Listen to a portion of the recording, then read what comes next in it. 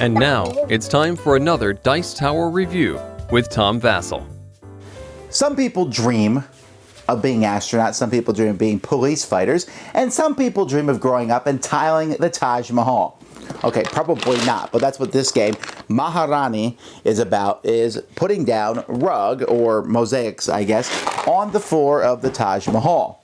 Alright, well that doesn't inspire that much in terms of theme, but this is a Queen game, and Queen game often has games that are chock full of mechanic over theme. Is this a good one? Let's take a look.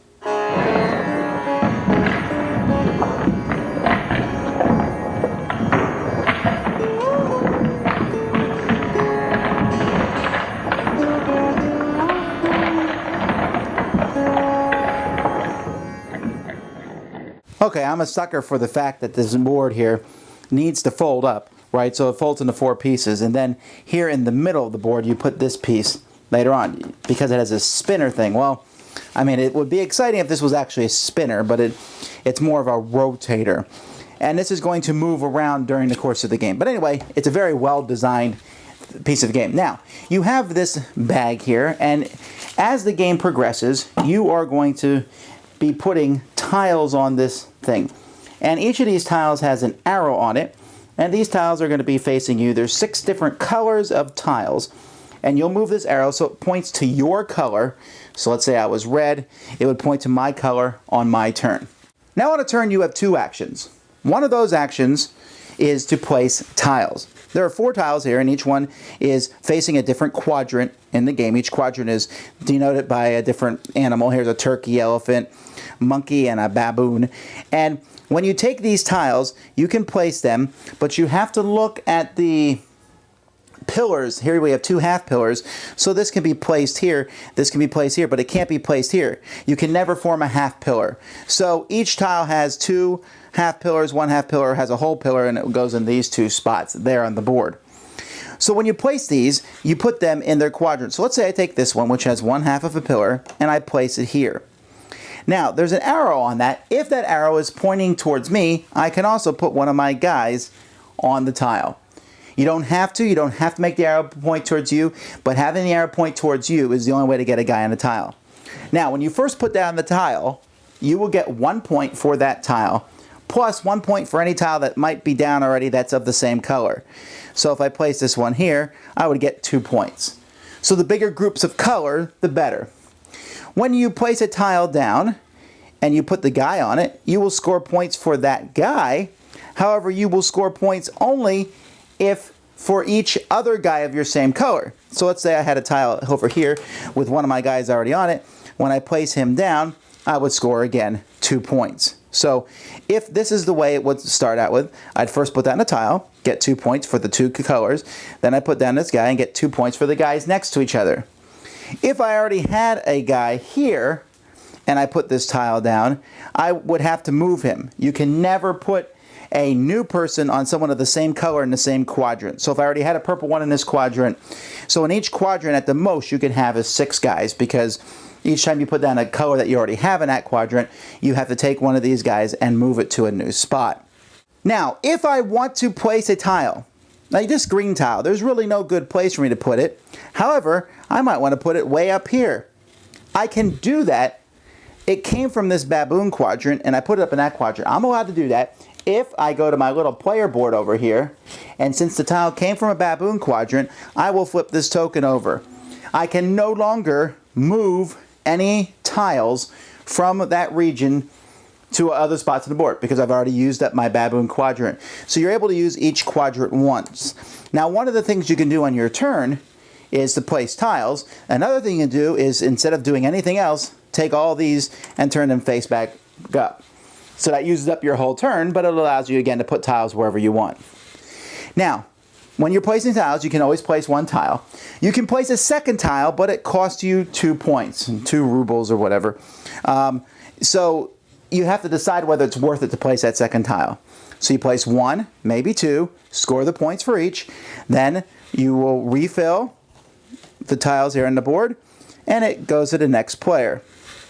Now, When a quadrant is completely full, when every spot in that quadrant is full, we will score that quadrant using this chart right here. You will count the number of guys you have in that quadrant. If you only have one guy, for example, you will score 4 points, while if you have 6 people, you will score 24. All the people are removed from that quadrant, you get them back, and that quadrant is effectively done for the rest of the game, and you keep playing. When the 4th quadrant has been scored, the game is over. Whoever has the most points is the winner. Okay, obviously the theme of this game is, well, just there to allow us to use mechanics. So we'll ignore the theme for now. It's essentially an abstract game. And in this game, what I need to do is balance the tiles that come out and try to form big swaths of the same color, or as many different colors next to each other as possible, with the arrows pointing to me so that I might put my little people on them and have groups of my people. So groups of the same color or groups of people. Now groups of people is harder to do because it's harder to get the different colors there next to each other, but it is more rewarding because it will score not only for the group of people, but it will score when you score that section, that quadrant of the Taj Mahal, because then you will get a whole lot of points and you can't ignore those points.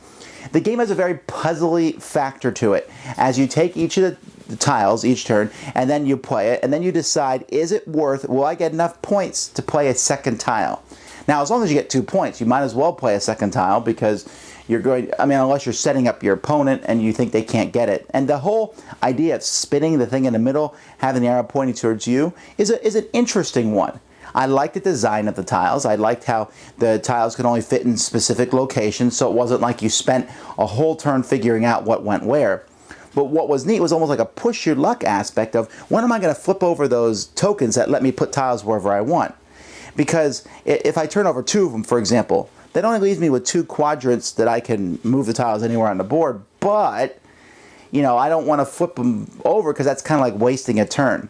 So you have to be efficient, which is, I guess, a key to a lot of Queen games.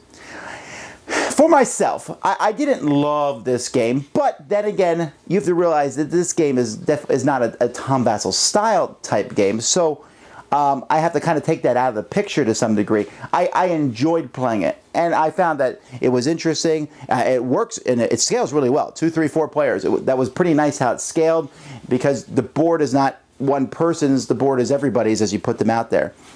And the game does go quickly.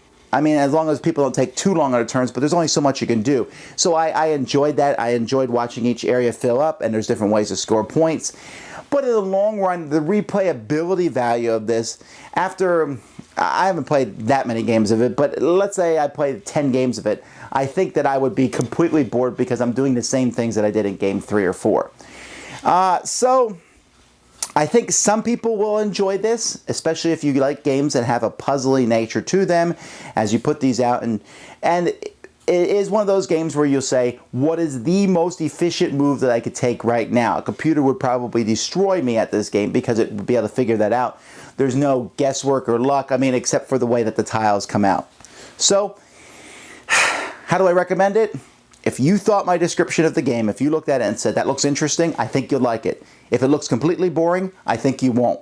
I know that's bad because that essentially doesn't tell you a lot about the game, but I think your reaction to when I explain the game is a good indicator on whether you like it or not. And so that's how I'm going to recommend Maharani. Thanks so much for watching the Dice Tower videos. Find more great videos and reviews, as well as our top-rated audio podcast at Dicetower.com.